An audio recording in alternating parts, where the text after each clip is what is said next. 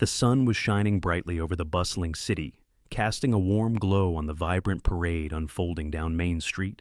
The streets were lined with excited families, waving flags and snapping photos as colorful floats made their way past. Music blared from the speakers, and the air was filled with the sound of laughter and cheers. It was the kind of day that felt like the city had come alive, celebrating something special, a moment of joy shared by all. Among the crowds, a frail old man stood quietly at the edge, his back slightly hunched, eyes fixed on the procession. He was just one face in a sea of thousands, but today fate had something different in store for him, something that would stop the parade, the city, and even the nation in its tracks. The old man was a familiar sight to those who lived in the neighborhood. His name was James Parker, but to most, he was simply known as Mr. Parker, the elderly man who lived alone in the small house at the corner of Elm and Fifth. He had lived there for decades, a quiet figure with silver hair and deeply weathered skin. His days were spent walking slowly around the block, often stopping to chat with the shopkeepers, offering a kind word or a knowing smile. At 87, Mr. Parker had seen more than his fair share of life's ups and downs. His once broad shoulders were now stooped with age, and his steps were slower, more deliberate. Despite his frailty, there was a certain strength about him, a quiet resilience that came from living through hardships most people would never understand.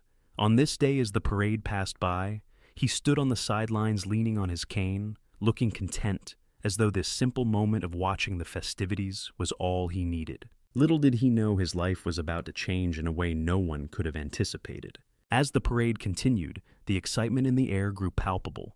The crowds cheered as floats and marching bands passed by, each one more impressive than the last. Mr. Parker stood at the edge of the crowd, his eyes sparkling with nostalgia as he took in the sight of the festivities he had always loved, parades, the sense of community, the joy in the air, and the feeling that the world, if only for a moment, was a little bit brighter. But as the sun climbed higher in the sky, the heat began to take its toll on him. He felt the weight of the air pressing down heavy and suffocating. His breaths became shallow, his vision blurred, and his grip on his cane tightened. The world around him seemed to spin for a brief moment. He tried to steady himself, but his body was betraying him. His legs gave out, and with a faint gasp, Mr. Parker crumpled to the pavement.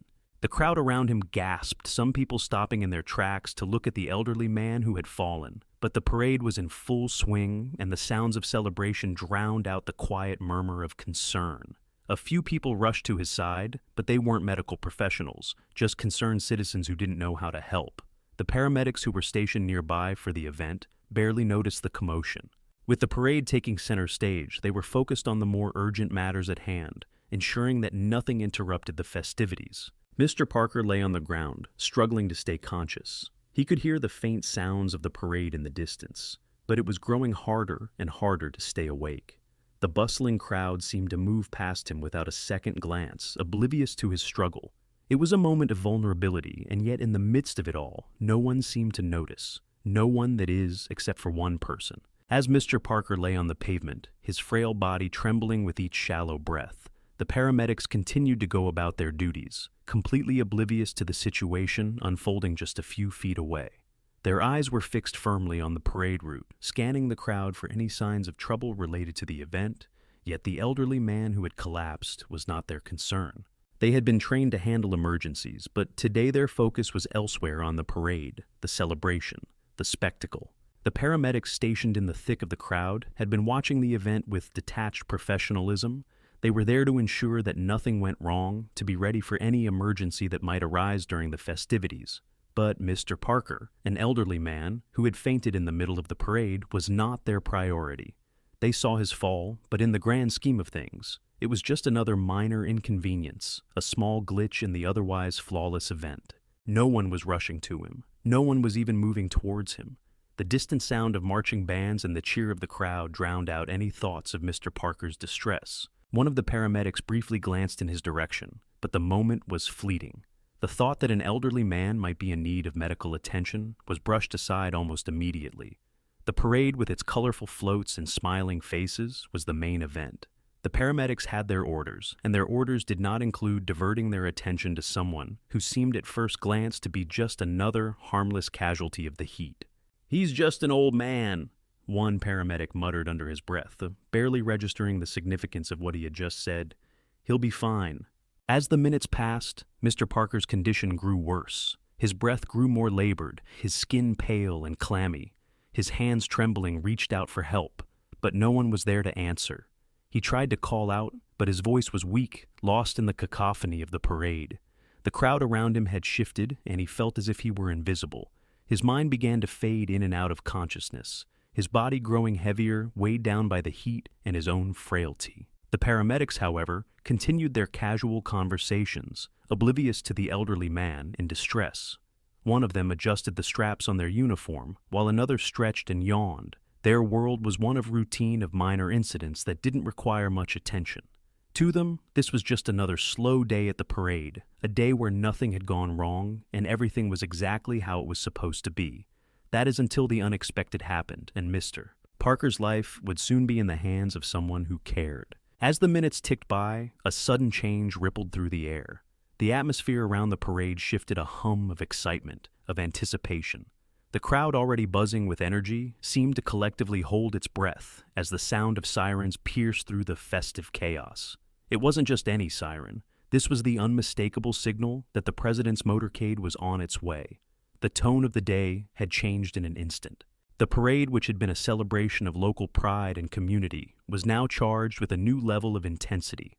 Flags waved, and the crowds began to press closer to the streets, their faces bright with the hope of glimpsing the president as his motorcade passed by. There was an undeniable electric feeling in the air, as if the presence of the nation's leader would somehow elevate the entire event. The parade wasn't just a local spectacle anymore.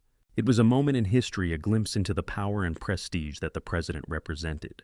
But amidst all the excitement, Mr. Parker still lay on the ground, struggling for air. His body, frail and vulnerable, remained unnoticed by the paramedics, whose focus remained firmly on the approaching motorcade. Yet the very moment the motorcade turned the corner, something strange happened. The noise of the crowd grew louder, but it wasn't just the excitement of seeing the president that fueled their energy. There was a shift. Suddenly, people began pointing in Mr. Parker's direction. Whispers spread like wildfire. "Look at that old man, he's in trouble." And then it happened. A high-ranking official standing in the motorcade's path spotted Mr. Parker. His face calm, but with a steely edge, immediately hardened as he took in the sight of the elderly man struggling to stay conscious. With a quick but deliberate movement, he signaled to the motorcade, and everything seemed to stop. The parade, which had been in full motion, came to a halt. The sound of cheering faded into silence as the motorcade pulled over a dramatic shift that no one could have anticipated. The sudden stop of the motorcade caught everyone off guard, including the paramedics. The president's vehicle came to a slow, deliberate stop near Mr. Parker, and the crowd gasped in unison, realizing that the gravity of the situation had just taken a dramatic turn. The president's arrival had done more than just stop the motorcade. It had brought a shift in the air, an unspoken order that now every eye, every person was turned toward the fainting old man. The moment had become about more than the parade. It had become about the man who had been forgotten, who had been left behind. Now everything changed. As the crowd parted to allow for the president's security detail to step forward, the paramedics finally seemed to snap out of their indifference. The urgency in the air was palpable. It was no longer just a faint old man. It was someone in need of help, and no longer would anyone be allowed to ignore him. The shift in the air was more than just a moment of coincidence. It was the beginning of something bigger, a realization that sometimes the smallest gestures could lead to the most extraordinary consequences. And in this case, it was the arrival of the president's motorcade that would make all the difference. The motorcade, a convoy of sleek black vehicles, slowly came to a halt, an unexpected and eerie silence falling over the parade route. The wheels of the vehicles screeched as they halted just inches away from the elderly man lying motionless on the pavement. The roar of the crowd, which had been building in anticipation for the arrival of the president, faltered for a moment, as if the universe itself had held its breath. What had just happened?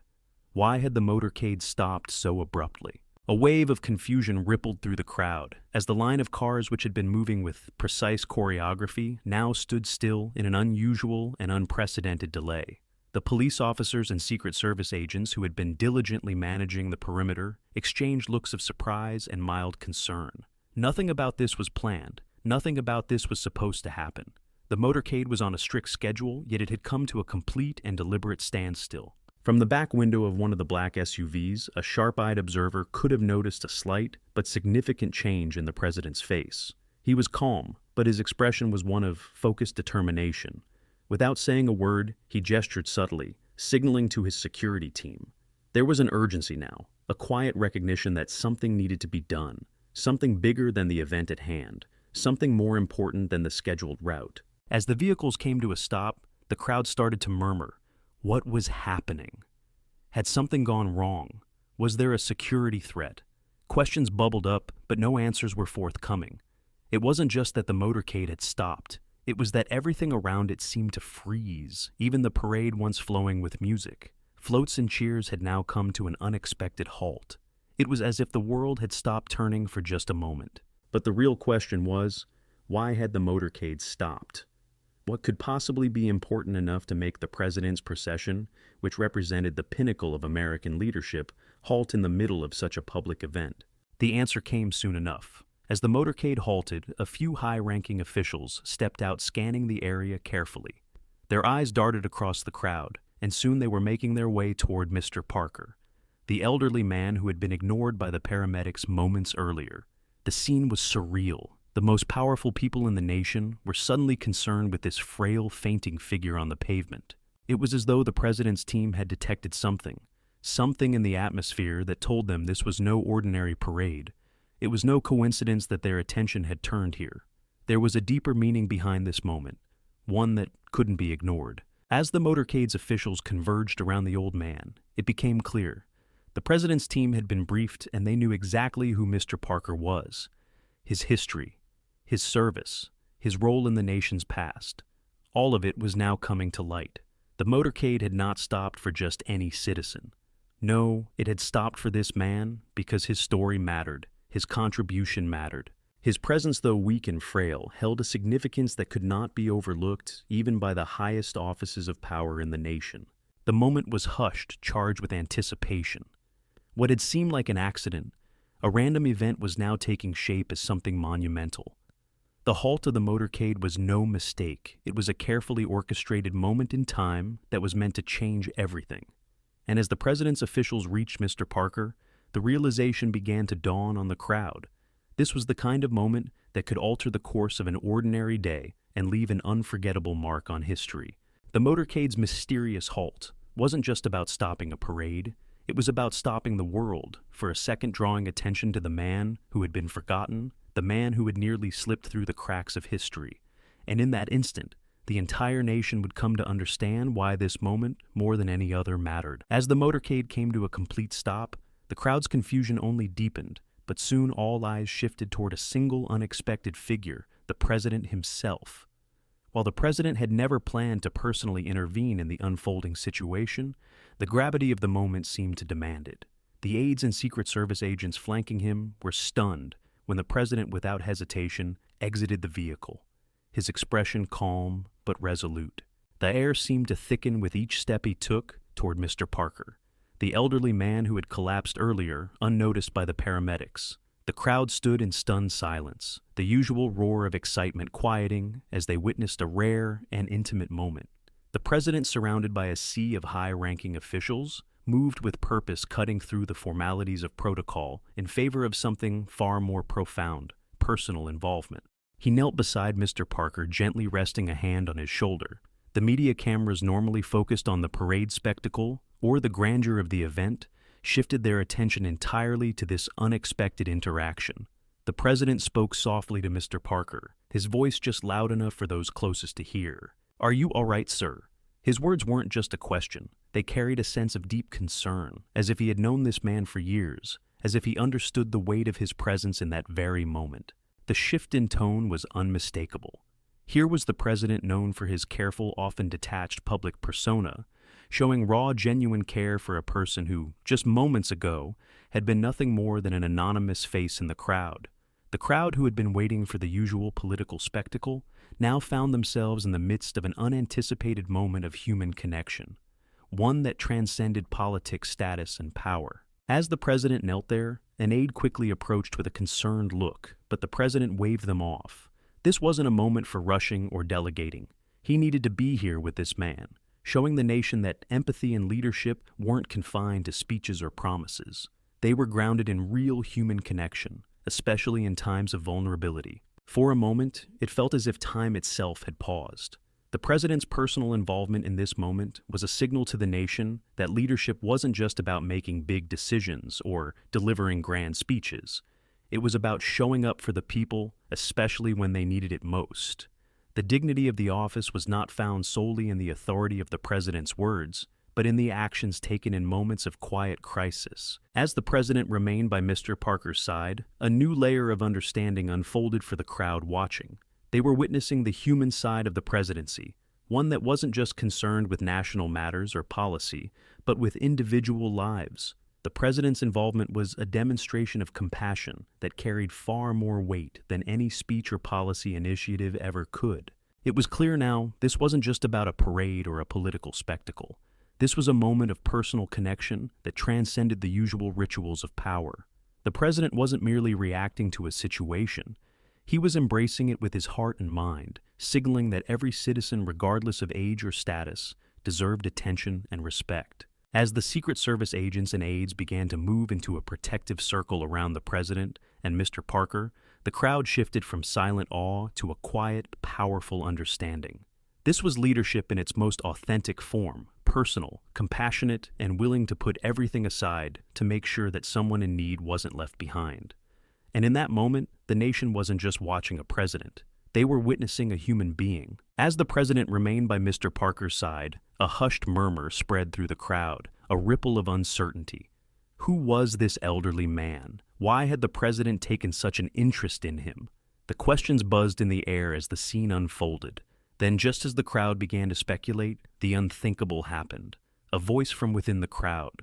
One of the parade organizers stepped forward, a sense of urgency in their tone. "Ladies and gentlemen, I must inform you," the organizer announced, pausing to let the weight of the words settle. "This man is not just any elderly citizen. His name is Mr. William Parker, and he is a national hero." The revelation hit the crowd like a wave. Mr. Parker, the frail old man many had ignored moments before, was far more than he appeared. His history was one of valor and service, a legacy that stretched far beyond the ordinary life people had assumed he led. The organizer continued, revealing that Mr. Parker had been a decorated war veteran, a pivotal figure in the early days of the nation's military, and a living legend. He had served with distinction during the Cold War, had been part of covert operations that had shaped the future of national security, and was known for his courage and strategic brilliance. The revelation stunned everyone. People exchanged glances, suddenly realizing the magnitude of the moment they were witnessing. They weren't just observing an elderly man in need. They were in the presence of someone whose past had shaped the very country they lived in. His contributions, once a matter of top-secret records and classified files, were now out in the open, known to all. The president, who had remained by Mr. Parker's side, straightened up, his respect for the elderly man palpable. As the truth unfolded, it became clear why the president had chosen to intervene personally. This wasn't just about helping an old man. This was about recognizing the legacy of someone who had given so much to the nation, a nation that until that very moment had largely forgotten him. As the crowd processed the truth, the tone of the entire event shifted. The earlier indifference, even the mockery that some had shown toward Mr. Parker, was replaced by reverence. The cheers that followed were not for a parade, not for a political figure, but for a man whose identity had been concealed behind a veil of anonymity. The revelation of Mr. Parker's legacy transformed the moment into something far deeper, reminding everyone present that greatness often walks among them unnoticed until the time is right for it to be revealed. This wasn't just an old man who had fainted. This was a hero whose story had been quietly woven into the fabric of the nation. And now, with the world watching, his legacy would no longer be forgotten or ignored. As the news of Mr. William Parker's identity spread through the crowd, the atmosphere shifted dramatically. Initially, the bystanders had paid little attention to the elderly man, dismissing him as just another frail figure at the parade. Some had even felt inconvenienced by his collapse, seeing him as an interruption to the event they were there to enjoy. But now, with the truth of his past revealed, everything changed. The murmurs grew into a wave of disbelief as people began to process the gravity of the situation. Faces that had once been indifferent now showed expressions of awe and regret. Those who had once mocked or ignored Mr. Parker suddenly realized the weight of their actions. The people who had earlier turned away from his fainting body were now surrounding him, offering their apologies, and some even dropped to their knees in respect. It was as though a collective veil had been lifted, and in its place stood a deep reverence for the man who had quietly shaped the country's history. The scene was almost surreal. It wasn't just the president's presence that had changed the tone. It was the knowledge that this man who had been so easily dismissed moments ago was responsible for some of the nation's most pivotal moments. Mr. Parker's legacy, once obscured by years of quiet retirement, now stood out in stark contrast to the fleeting judgments made by those who had been too quick to ignore him. People pulled out their phones to capture the moment, but not for the reasons they had originally intended. Instead of a parade spectacle, they were now documenting a living legend being honored in real time. They had moved from indifference to reverence, realizing that the true heroes were not always those who stood in the limelight, but often the ones quietly passing through the crowd unnoticed until the right moment revealed their significance. The shift was palpable. The audience, who moments before might have been laughing or grumbling at the inconvenience of the situation, now stood in hushed silence, watching with admiration, as Mr. Parker, a man they had once overlooked, became the center of attention. They were no longer spectators of a parade, but witnesses to the unveiling of a legacy that had long been hidden in plain sight. The shift in the paramedics' demeanor was almost as dramatic as the reaction of the crowd. Just moments earlier, EMTs Daniels and Ruiz had brushed off the old man's collapse with barely a second glance, assuming he was just another dehydrated senior who had wandered too far in the heat. They had protocols. Yes, but they also had assumptions. And Mr. Parker didn't look like anyone worth bending the rules for. He wasn't loud. He wasn't accompanied by concerned family. He wasn't demanding attention. And so he was passed over. But everything changed the instant the presidential motorcade stopped. The flashing lights, the screech of halting tires, and the presence of Secret Service agents suddenly zeroing in on the very man they had dismissed caused a ripple of confusion. Then, when the president himself stepped out and knelt beside the old man, speaking his name with unmistakable reverence, the paramedics felt the ground shift beneath them. The realization came with a jolt of shame. Daniels could feel the heat rise in his face as whispers of Medal of Honor and classified missions echoed through the crowd. Ruiz kept stealing glances at Mr. Parker, now surrounded by agents, doctors, and the president himself. The guilt was undeniable. They had overlooked a national hero because of a snap judgment. They had misread quiet dignity for irrelevance. In the aftermath, both men stood frozen watching as Mr. Parker was carefully lifted into a specially dispatched presidential vehicle, not their ambulance. The honor guard that now surrounded the scene made their own uniforms feel cheap by comparison. Daniels muttered, "We messed up," while Ruiz could only nod in silence. Later during the debrief, they didn't try to make excuses. The moment had humbled them. What they learned that day went beyond medical training. It was a brutal lesson in humanity, dignity, and the danger of judging someone by how quietly they carry their past. From then on, they swore to treat every call like it could be history in the making, because sometimes it is. As Mr. Parker lay comfortably on the soft leather seat of the presidential vehicle, surrounded by a respectful hush, and the concerned faces of those who now understood who he truly was, he motioned for the president to come closer. The crowd was still. The media's cameras had gone silent, and even the Secret Service held back at a distance. There was a weight in the air, one of reverence, reflection, and something like sorrow. The president leaned in his expression, solemn. Mr. Parker's voice was faint but steady, like a quiet wind that knew where it had been. "I never wanted attention," he murmured, eyes barely open beneath a brow furrowed with years of sacrifice. "I just came to see the parade one last time. Before I go." There was a pause. No one dared interrupt. "I fought so people could live freely, stand proud under their flag, but it hurts to see how quick folks are to forget. You wear a suit long enough, they treat you like a ghost. But that flagpole," he nodded weakly in its direction. "It's more than metal and rope. It's memory. It's pain. It's hope." The president visibly moved, nodded. "And you carried all of that, Mr. Parker." The old man gave a faint smile. "Not just me, so many like me. Some came home, some didn't. Just don't let them be forgotten. That's all I ever wanted." Those words, simple and unpolished, struck harder than any headline could. The president grasped his hand firmly, respectfully. "I promise," he said quietly. Mr. Parker closed his eyes slowly, not because he was afraid, but because he knew he was finally seen, finally heard. And as the motorcade began to move again, it wasn't just transporting a man. It was carrying a legacy etched in silence, sacrifice, and the flag he once bled for. In the days that followed, news outlets replayed the footage of the moment the president's motorcade stopped, not for a dignitary, not for a foreign leader, but for an old, forgotten man in the crowd. Mr. Parker's story swept across the country like wildfire, igniting conversations in classrooms, dinner tables, and city halls. People who had walked past veterans without a second glance now stopped to say thank you. Flags flew a little higher, salutes were given with a little more conviction. And somewhere in the hearts of millions, a quiet promise was made to remember.